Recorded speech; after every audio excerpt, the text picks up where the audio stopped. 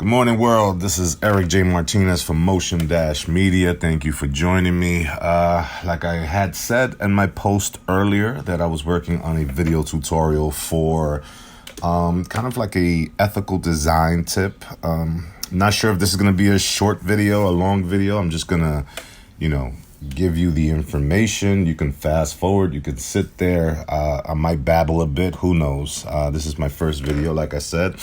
So ultimately, what this video is about is utilizing images that you may take with your phone and kind of utilizing them within your either 3D application or non-3D application. You actually can use these same images within like Photoshop, Illustrator, things like that. But what I'm going to do today is solely focus on kind of motion applications like After Effects, Cinema 4D. Now, when I say motion, I also mean 3D because Cinema 4D is a 3D motion graphics application. Maya is a full-blown 3D application with some motion graphics capabilities through its module called Mesh.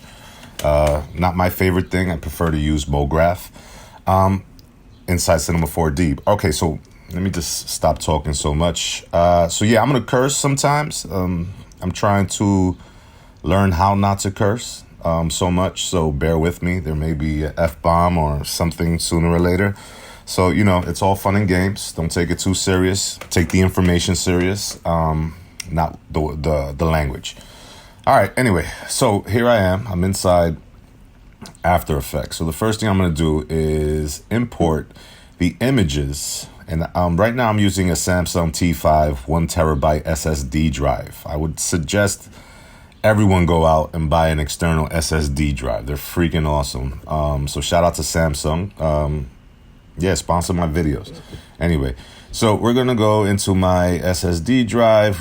We're looking for these right here. This is the folder. So I want to import the folder. So boom, import the folder. So now I have the images that I took out in the street yesterday. I took one of a brick wall. I took one right here, brick wall, I might be able to double click. All right. So a brick wall, a concrete floor, a wooden pole, and kind of like a rusted pole. All right. So again, I'm gonna kind of zoom through this because some of this stuff, if you don't know some of this stuff, that means that you haven't been studying After Effects for too long, because some of this stuff is very basic but very powerful, these workflows. So let's use, let's use the concrete floor as the first example. So here I go. I import or put the image into a new composition in After Effects. I'm not worrying about size. I'm not worrying about anything. I'm going to show you how to do this with text. Just, something really easy. So here's the text. We're going to just put motion media, obviously, because it's my video. But you can put whatever you care to put on the bottom as your text. Forgive me if I'm slipping over my words. This is my first video, so, whatever. You could fast forward through some of this stuff too, if I start babbling. Okay, anyway, so there's a thing called mats inside of After Effects. I have my computer set up a certain way, so I have to press Fn and F4 to make the area move to get to the mats. Now, here are your mats. Now, you could think of your mats as containers, right? And your container would have to be on the bottom of your item that you're pouring into it. So let's just say Motion Media text is the liquid that I want to pour into my container, which is the texture image. So in this case specifically, again, I'm not going through all the mats right now. I'm just going to go through one specific one, which is the alpha mat, right? So look, I'm going to press alpha mat. Now look what happens. It pretty much fills the container, which is the texture, with the text. I don't know if that makes any sense to you, but you can see that now if I take the alpha mat off, no track mat, and turn the layer back on, it's back to normal. But once again, if I go to alpha matte, boom. So that's one way you can use the textures as text. Okay, so and then if you want to add, let's just say we want to now, let's use another texture as a background. Well, before we use that, let's pre-compose. So we're going to click the top text, shift click the texture. We're going to press shift command C, shift command C. I'm on a Mac right now. So shift command C, and I'm going to call this main text, right? And we're going to move all the attributes into another composition. Now, why do I pre-compose this? Because now I can double click, and if I need to make if I need to make changes to anything within these two elements within my design, I can make it without affecting anything else within my scene. So let's say if I wanted to change the words to I don't know, hello world. See, I changed the text, I go back into the main composition, and now your text is changed without there being any influence to the rest of your assets, your layers within your composition. But apparently obviously we have nothing else there to be affected, so this is fine. I'm gonna Control Z because hello world, but this is motion dash media right now. All right, so let's add a background to it. Let's see, what can we use? I'm gonna use this rusty pole that I found, the texture. For the moment, I'm gonna shut off the text. As you can see, the text is still there, okay? It's there, but I'm shutting off the text. Now, this is where I'm not interested in the coloring. I'm not interested in the rust. I'm not interested in any color or anything. What I'm interested is the nooks, the crannies, the little bumps. That's the texture that I'm interested in. So how can I isolate these things? It's relatively simple. So first, what I'm going to do is I'm going to pre-compose this texture layer as well, so I can have it affected on its own without it affecting anything else. And first, I'm going to rename it as well to background BG. Okay, and then again, I'm going to press Shift Command C, and we're going to call that, that's fine, BG Comp 1 is cool, and make sure it moves to all the different attributes. Double click on the background layer, and now we're in the composition with solely the background layer. So now we can manipulate this layer, the texture layer, without bothering anything else in the scene. Excuse me, I'm gonna take a sip of my coffee. I hope you guys are doing well today, by the way. Again, this is my first video. I'm trying to do some tutorials where I help people with some questions if they have questions, or just, tidbits on media design, ethical design, 3D animation, 2D animation. If you guys have any questions, feel free to ask. And if I can help you, I definitely will. Also, I'm also interested in learning. I'm not sitting here doing this tutorial acting like I know everything. I want to learn. There's so many great artists here on IG that, if you see that I'm doing something wrong or not necessarily the easiest way, then please hit me up on the DM. Just be respectful, because if you troll me, I'm going to troll you right back. That's just a rule. Anyway, let's get back to it. So I'm going to click on the texture layer. I'm going to go to Effects, Color Correction. And immediately, I'm going to go to Hue and Saturation. I was going to tint it first, but I don't think that might be necessary. Okay, so let's take some of the saturation out. Let's kind of darken this up. Let's see what it looks like lighter. Let's darken it. Okay, so I'm pulling back on the lightness. I pulled all the way back on the saturation. Now I can come back up, and usually I will put this all on adjustment layers, but again, I'm just speeding through this stuff. Anyway, so now we're gonna go back into color correction. We're gonna go to curves. No, excuse me, not curves. Color correction, color correction levels. All right. So we want to mess around with this histogram right here. Boom. All right. So I want to start crushing stuff. You know, I want to make it brighter. Let's see how bright we can go. See how things are starting to show up, but that's too bright. I'm more interested in the, there we go. You see all that texture? Let's see. Boom. And really just push it in, man. Just like really get in there. Squeeze them. Let's see, can we lighten that up a bit? All right, so we want to just crush these where, you know, there's blacks, there's grays, there's whites. Okay, so let's go back into the main comp. Right now, let's actually change this. So right click, composition settings, just so we can call this master comp. Cool. All right, so we are now in the master comp where we have our background. Let's turn on the text. So now we have the main text, but this isn't what we want. I mean, it's cool, but it's you know, it's not what we want in essence. So let's make a new solid, right click, new solid, and let's go with a, I don't know, kind of a grayish. Again, this is all dependent on what your project needs, personal preference, you know. All right, so here we have a layers. Let's just look at the layers real quick. Okay, we have our text, we have our solid, which is I don't know, it's kind of like a greenish, grayish kind of solid, and then we have our background texture. Got it? Cool. So we're gonna turn all three on, and they're all there. I'm gonna solo. There goes the text. There goes the solid, and we'll call this solid, so you understand. And then we have the background. Now, we have right here, if you can see where it says mode, we have blending mode, excuse me. Now, there's a lot of them here.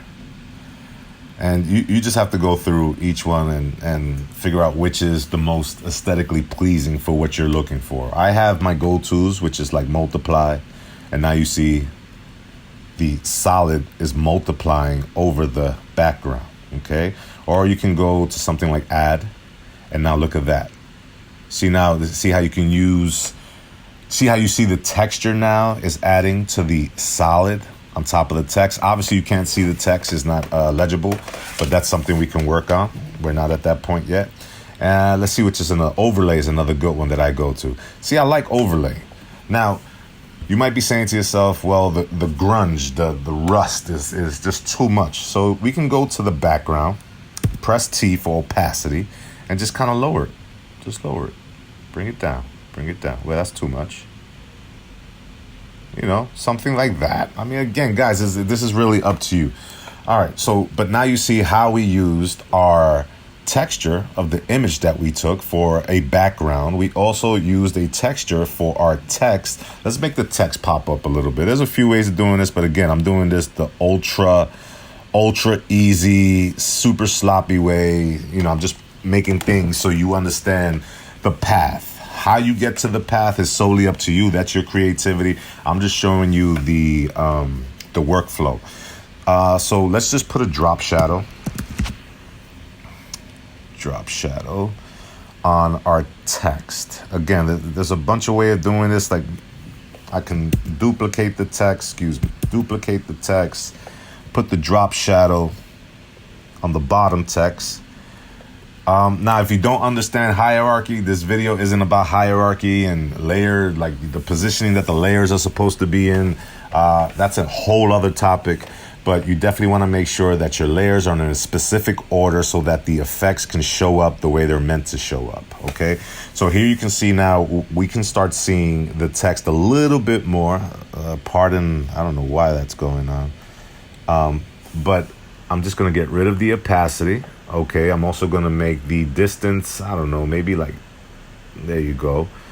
I'm not a big fan of the font either, but you know, whatever. For this case, all right, it's bothering me. So yeah, we're definitely gonna.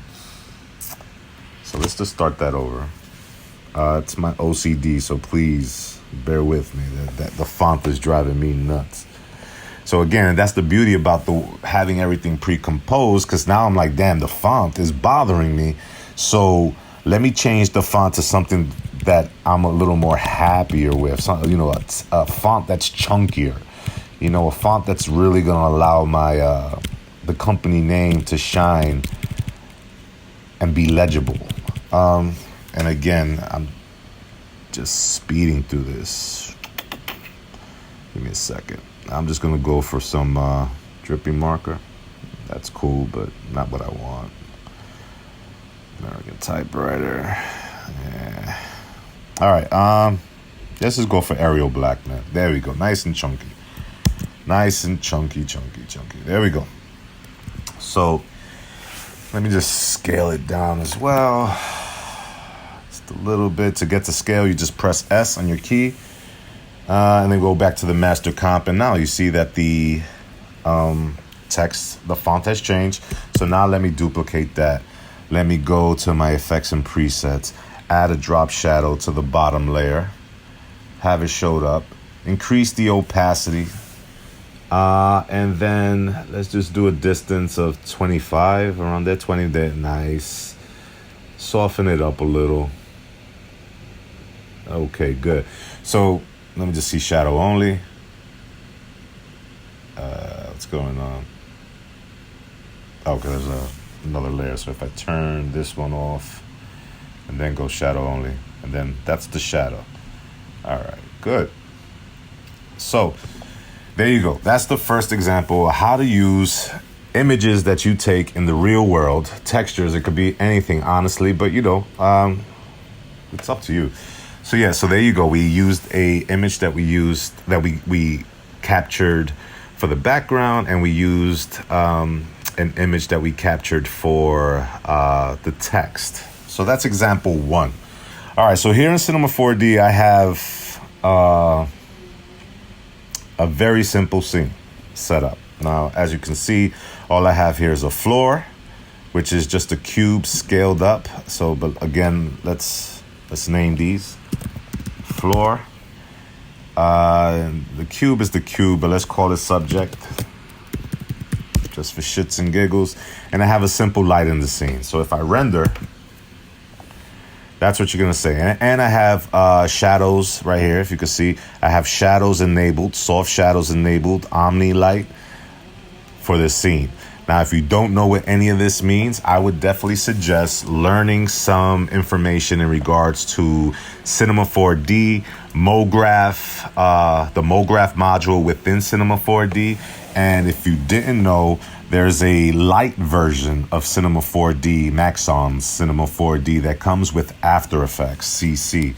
So Cinema 4D is kind of like a bigger brother to After Effects.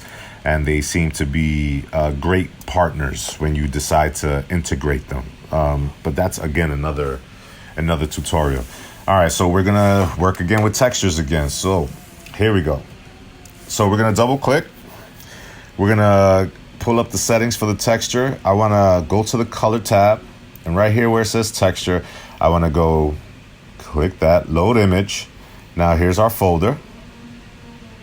Right, so I'm going to choose, I don't know, we might be using, let's use this wooden texture for right now, okay? So we have this wooden texture, as we can see, with like these staples and kind of like holes and little crevices and, you know, stains and all kinds of stuff on it. A bunch of texture on this. So let's see what we can make happen. So I'm going to import, all right?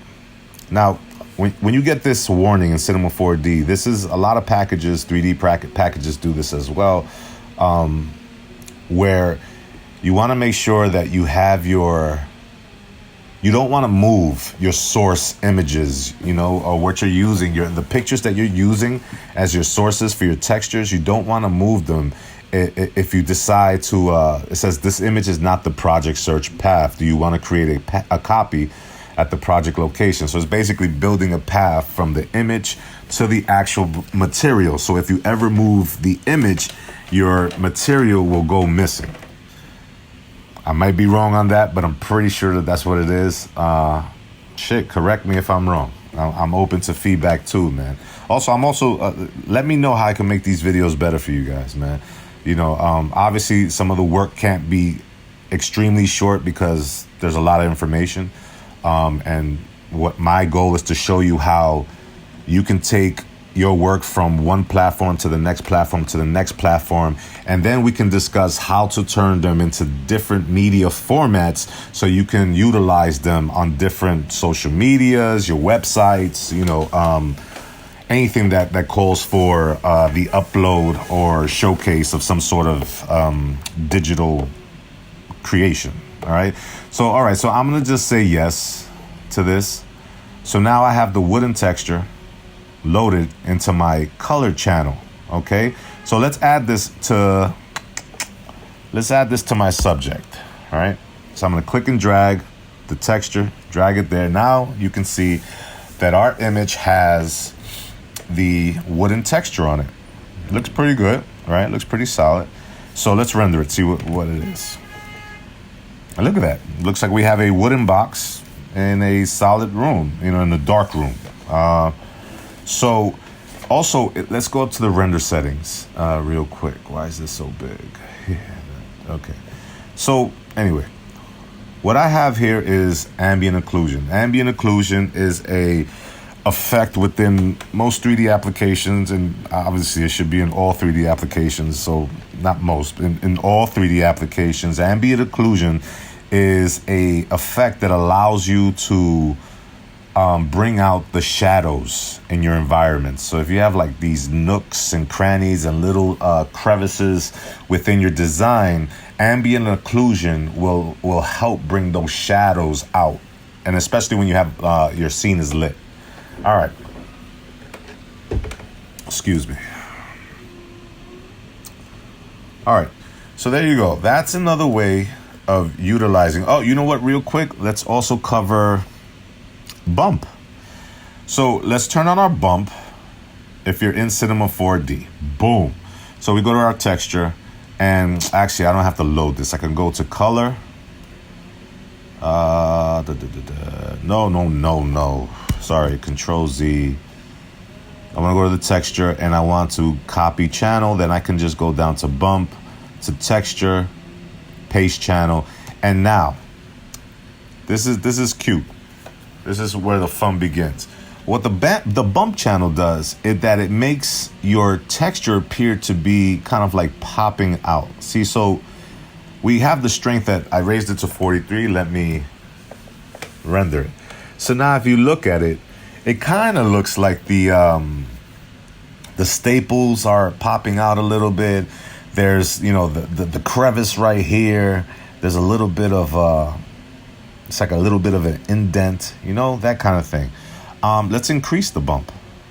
Let's like increase it to like some crazy number, something like, I don't know, 500 or something, close to 500. Anyway, 546, boom. Let's render out. And now look, it's cool. You know what I'm saying? It actually looks like there's a staple on it. It looks like this has been stapled. This has been stapled. Now, what I don't like, and where I would say the cons of bump mapping come into play, is when you zoom in. Right? Like right there, it looks like there's depth to the texture. But let's render. And I mean, there still does, but it I don't know. It doesn't look as...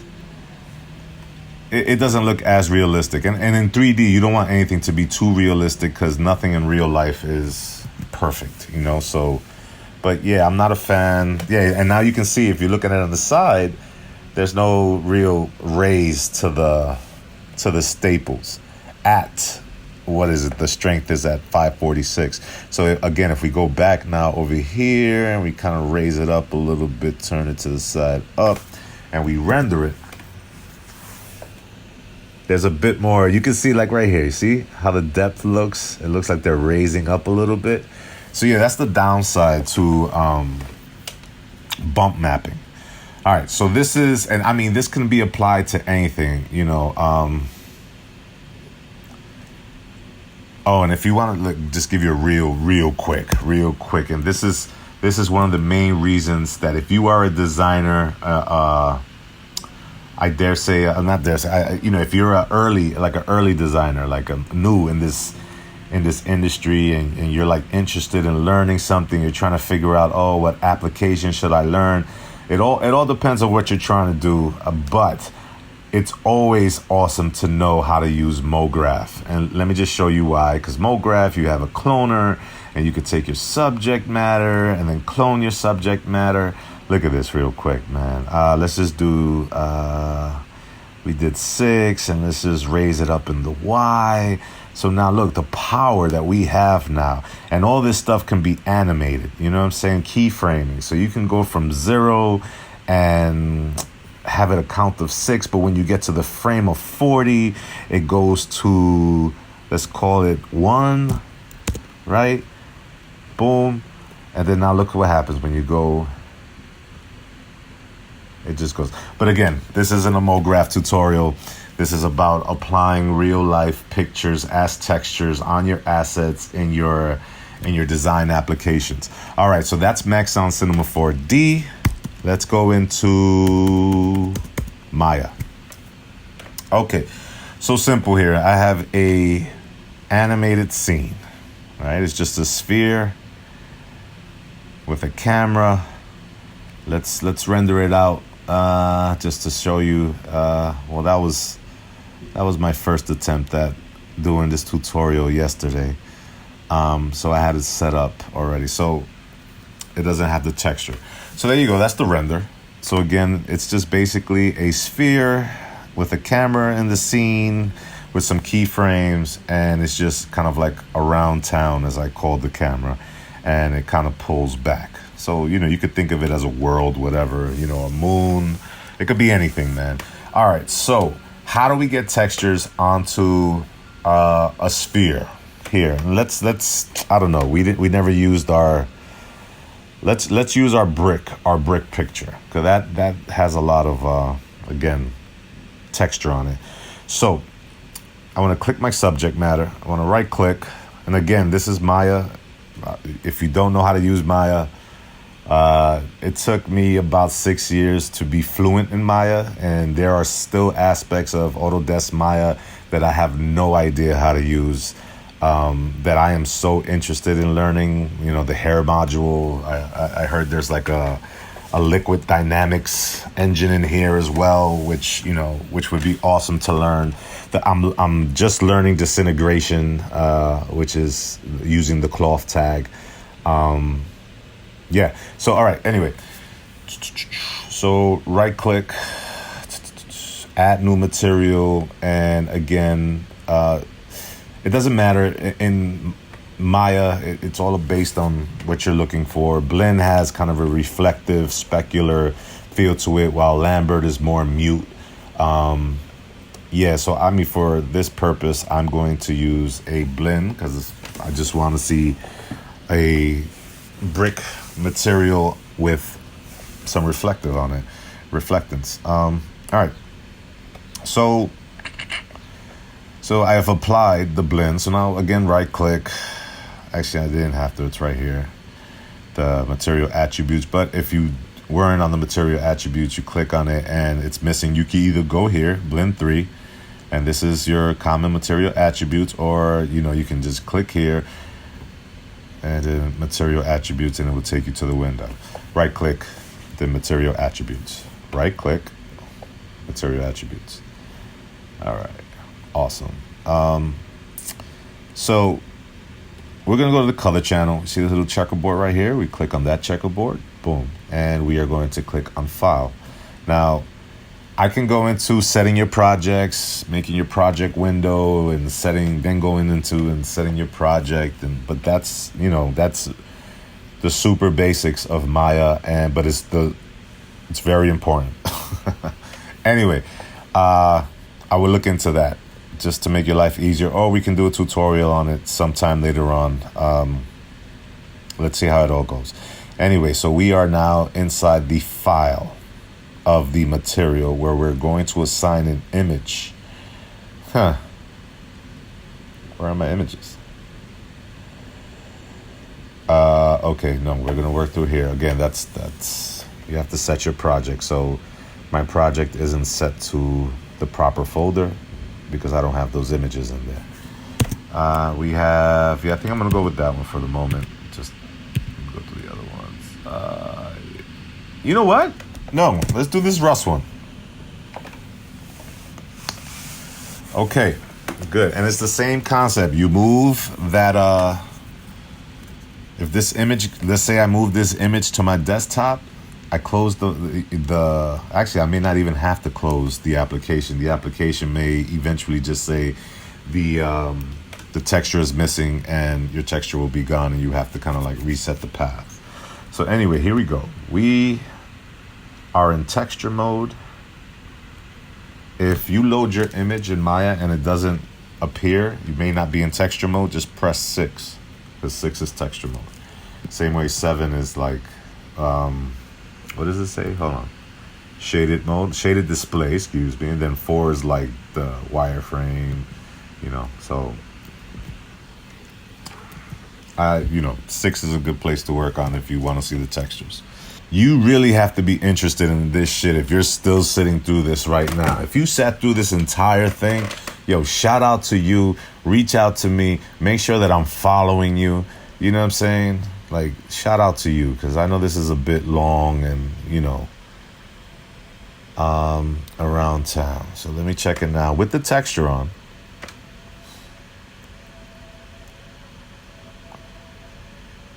I don't know why it's taking this long, though. Okay. Let's keep going, man. Anyway, all right. So let's look with how do you get the texture? Let's get the texture, the image onto your bump map. So it's the same thing. This is your texture. But if you can't find your texture, just right click, material attributes, boom, right here. We're interested right here now. Bump mapping. We go over here to the checkerboard. We click it. Bam. File. Got it? So now here, this is where pay attention. Sometimes people get confused. Again, click. No, you don't want to do that. See? The yellow, right? We don't want to go to bump depth. We want to go to bump depth. Excuse me. We want to go to bump value. Boom. Right? And there goes the image name. Boom. Go. Now we want to use, I believe it was this one. Yes, you want to use that one. Same image, same Rust image, boom, open it. Now, you see what happened?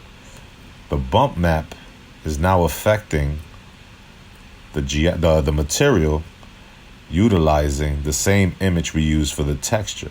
So now if we render the same image now, like let's look at it, right? You see it?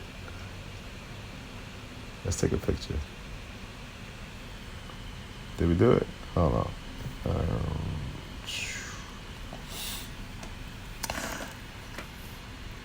Oh, you see what happened? See what happened now?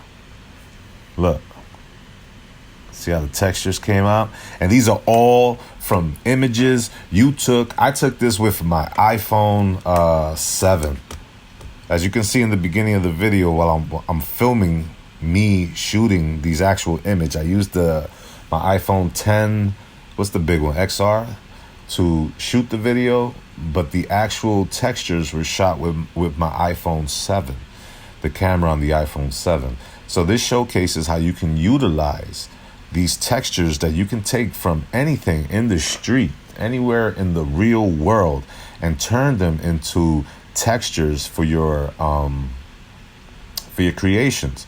And the best part about it, it all falls under ethical media design. Because I don't know about you, or maybe you still do this, maybe you don't, but I encourage everyone not to do this, where you just jump on Google, you do this. Actually, I'm not even gonna show you, but you know what I'm talking about. You can jump on Google, you type whatever, something like a grunge texture, and you go into the images, you go to the tools, and you make sure that the settings are like for big images, and you find these grungy textures, you jack them, you put them on your creations, and then boom, you just put them out. Even if it, I'm not saying you use it for profit, but it's still unethical design, because you're not giving the content creator of that file, they're props, you know. So that's unethical media design. So you don't have to worry about that type of shit if you just go out there. You use your cameras. If you know how to manipulate them. Now listen, you can even take them into like what you call it? Same? All right. I mean, damn. Let me just show you real quick. I'm just gonna do Photoshop and then this tutorial is then done. The brick texture. So there we go. Let's just stretch it. Well, we don't have to stretch it out. Just, you know, shift, corner, drag, so it does kind of like a universe scale, so nothing gets stretched out, you know. So boom. There we go. It's simple. It's the same concept as After Effects. Matter of fact, you can come into Photoshop, create the layers that you want in for After Effects here in Photoshop, and just import the Photoshop file into After Effects as layers, and then you can manipulate them. Let's just pull out some text. I don't know, I guess text would be cool again. Motion dash media. All right.